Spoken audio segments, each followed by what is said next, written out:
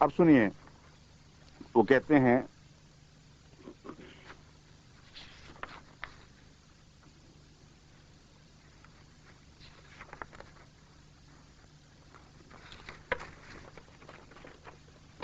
یہ لینا ذرا، یہ پکڑیں۔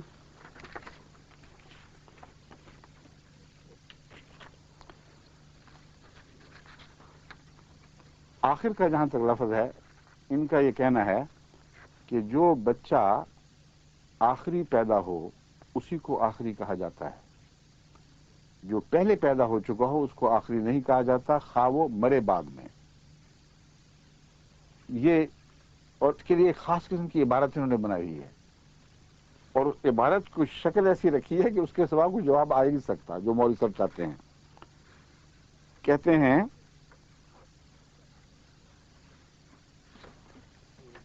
یہ ہے، نہیں یہاں بھی تھی تھا، یہی ہے۔ کہتے ہیں جس بچے کو ماں باپ کی آخری اولاد کہا جائے اس کا مطلب یہ ہوتا ہے کہ وہ اپنے ماں باپ کے ہاں سب اولاد کے بعد پیدا ہوا۔ جس بچے کو ماں باپ کی آخری اولاد کہا جائے اس کے بعد کوئی بچہ اس ماں باپ کے ہاں پیدا نہیں ہوا، آخری اولاد کا یہ مطلب نہیں ہوتا کہ وہ سب اولاد کے بعد تک زندہ بھی رہے۔ اور اگر یہ کہا جائے کہ وہ آخری اولاد جو اس وقت زندہ ہے تو پھر کیا مطلب لوگ؟ ایک فکرے کو ذرا سا بدلے تو ساری دلیل ٹوٹ کے بکھر جاتی ہے۔ یہی پوچھو تو خدا نے حکم دیا کہ صرف اتنا پوچھو اور بات نہ کرو۔ اگر یہ پوچھیں کہ جناب مولوی صاحب آپ کی آخری اولاد کون سی زندہ ہے، تو آپ جو پہلے پیدا ہو کے بچہ مر چکا تھا اس کا نام لیں گے؟ یہاں تو یہ بحث ہے کہ آخری نبی جس کی شکل دنیا دیکھے گی، جو دنیا میں نبوت کرے گا، وہ کون ہے؟ اور یہ کہہ دینا کہ آخر کا مطلب ہمیشہ پیدائش یا تخلیق کے لحاظ سے آخری پیدا ہونے والے یا آخری تخلیق ہونے والے کے متعلق بولا جاتا ہے، بالکل جھوٹ ہے، یہ بھی غلط بات ہے۔ حضرت اقدس محمد مصطفیٰ صلی اللہ علیہ وآلہ وسلم ان ہزار مولویوں سے بھی زیادہ، ان ساری دنیا کے انسانوں سے بھی زیادہ عربی کو سمجھتے تھے۔ کلام اللہ کے بعد آپ ہی سب سے افصیح اور سب سے ابلغ تھے۔ فرماتے ہیں انی آخر الانبیاء و ان مسجدی آخر المساجد۔ دونوں جگہ آخر کے معنی کر دیے۔ میں آخری نبی ہوں، کن معنوں میں؟ وَإِنَّ مَسْجِدِي لَآخِرُ الْمَسَاجِدِ، یہ میری مسجد یعنی مسجد نبوی آخری مسجد ہے۔ کیوں مولوی صاحب لگائے نا اپنا فارمولہ تخلیق کے لحاظ سے، پیدائش کے لحاظ سے، کیا اس مسجد کے بعد پھر کبھی کوئی مسجد نہیں بنی؟ آخری کس طرح ہو گئی پھر؟ اگر اس مسجد کے علاوہ بھی مسجدیں بننی تھیں اور بے شمار بنی، اس زمانے میں بھی بن رہی تھیں، تو یہ کہنا کہ آخر کا یہ مطلب ہے کہ تخلیق کے لحاظ سے جو سب سے بعد میں آئے وہی آخر کہلاتی ہے، یہ بالکل غلط اور ایک بےہودہ کلام ہے جس کو یہ حدیث جھٹلا رہی ہے۔ صحیح مسلم باب فضل الصلاۃ فی مسجد الدینیہ و مکہ، فی مسجد المدینہ و مکہ۔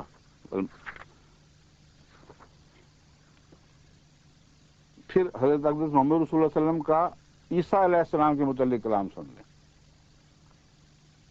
مولوی صاحب تو یہ کہہ رہے ہیں نا کہ عیسیٰ کو اول ہی کہا جائے گا، آخر نہیں کہا جا سکتا، کیونکہ وہ پیدائش کے لحاظ سے پہلے پیدا ہوئے ہیں۔ اور جب پوچھا جائے کہ جناب آپ کی اولاد میں سے سب سے پہلے کون سی پیدا ہوئی تھی، تو کہا جاتا ہے کہ فلاں، اور سب سے آخری کون سی پیدا ہوئی تھی تو پھر کہا جاتا ہے فلاں، اور اس میں فرق نہیں پڑتا پھر پہلے کون مرتا بعد میں کون مرتی، ان کی دلیل ہے۔ مگر یہ سوال نہیں ہے، سوال یہ ہے کہ کیا وہ نبی جو پہلے پیدا ہوا اگر بعد تک زندہ رہے اسے آخری کہنا جائز ہے یا ناجائز ہے؟ یہ سوال میں اٹھا رہا ہوں۔ الدر المنصور جلد 2 صفحہ 245، مطبوعہ دار المعرفہ بیروت لبنان۔ اس میں یہ حدیث شاوی ہے وَلَّن یخزِ اللہ امتن انا اولھا وعیسی ابن مریم آخرھا۔ ہرگز خدا تعالی اس امت کو ذلیل نہیں کرے گا جس کے اول پر میں ہوں اور آخری عیسیٰ ابن مریم ہے، آخر وہاں اس کا آخری عیسیٰ ابن مریم ہے، اس کا اول میں ہوں، اس کا آخری میں۔ رسول اللہ علیہ وسلم کے آپ کے خاندان والی بات کا نہیں پتا تھا کہ جب پوچھا جاتا ہے کہ جناب آپ کے ہاں کون سا آخری بچہ تولد ہوا تھا تو آپ ولادت کے لحاظ سے بتایا کرتے ہیں۔ یہاں کیوں مضمون بگڑ گیا سارا؟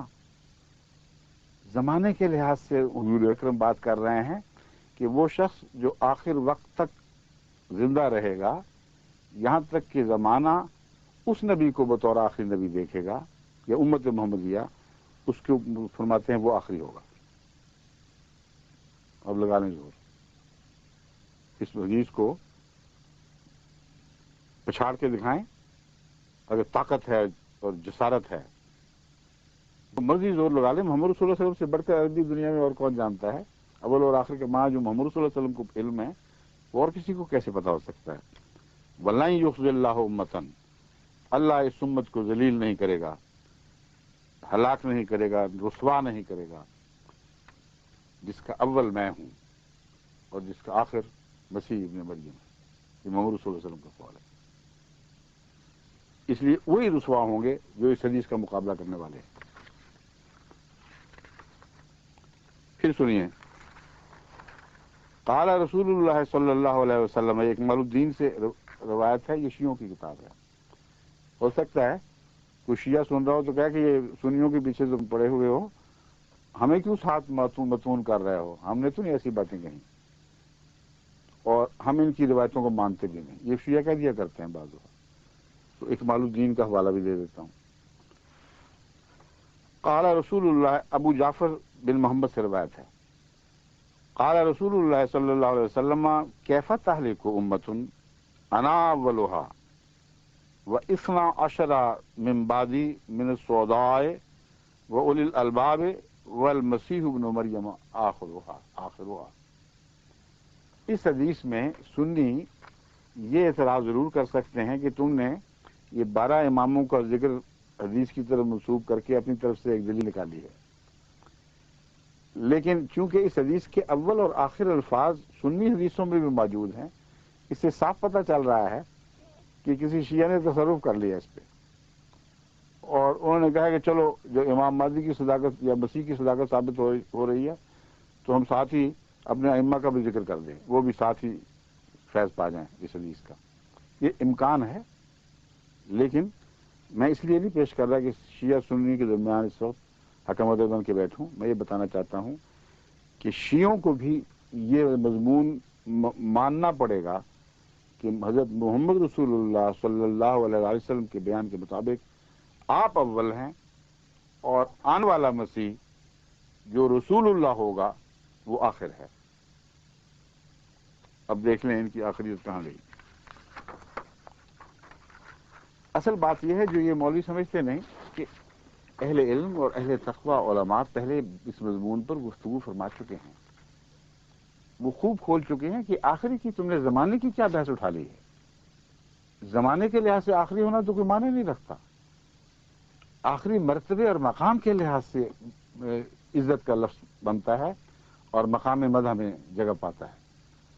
یعنی مطلب یہ ہے کہ کسی کو کہا جائے کہ یہ آخری پیدا ہو گیا، ضروری تو نہیں کہ آخری، اچھا یہ رحمت خون بھی تو ہوتی ہے، جو پہلا پیدا ہو جائیں بعض بچے وہ بڑی ترقی کرتے ہیں، بہت اعلیٰ مراتب کو پاتے ہیں۔ حضرت یوسف کا اپنے بھائیوں میں سب سے آخری تھے، وہ بھی بیچ میں پیدا ہوئے تھے۔ تو یہ علماء حق یہ بحث کر چکے ہیں کہ تم رسول اللہ صلی اللہ علیہ وسلم کو محض زمانے کے لحاظ سے آخری نہ کہو، یہ درست نہیں ہے، مرتبے اور مقام اور شان کے لحاظ سے آخری ہیں۔ اب یہ میں ان چند حوالوں کے بعد اس موضوع کو ختم کرتا ہوں، باقی پھر بہت سی باتیں ہیں جو کل پیش کر دیں گے انشاءاللہ۔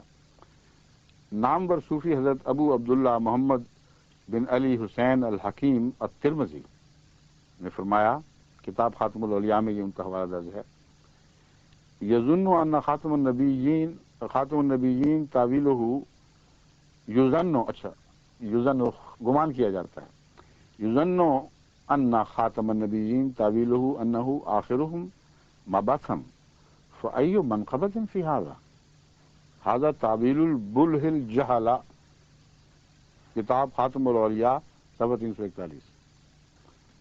اب مولوی صاحب اپنی تعویل پہ قائم رہنا، اگر سن رہے ہیں تو غور سے سن لیں، اب اپنے قدم سنبھال لیں۔ یہ کیا کہتے ہیں حسین الحکیم الترمذی؟ فرماتے ہیں یہ جو گمان کیا جاتا ہے کہ خاتم النبیین کی تعویل یہ ہے کہ آپ مبعوث ہونے کے اعتبار سے آخری نبی ہیں، بالکل وہی بات جو یہ مولوی کہہ رہے ہیں۔ بھلا اس میں آپ کی کیا فضیلت و شان ہے؟ اگر اتفاقاً کوئی بعد میں پیدا ہو جائے فرق کیا پڑتا ہے؟ اور اس میں کون سی علمی بات ہے؟ یہ تو احمقوں اور جاہلوں کی تعویل ہے۔ پہلے وہ نبیوں والی فہرست سے نکل کے کسی اور فہرست میں جا کھڑے ہوئے تھے مولوی صاحب، اب عالموں اور صاحب فہم لوگوں کی فہرست سے نکل کر اس فہرست میں جا پہنچے ہیں جس کے متعلق وہ لکھتے ہیں یہ تو احمقوں اور جاہلوں کی تعویل ہے۔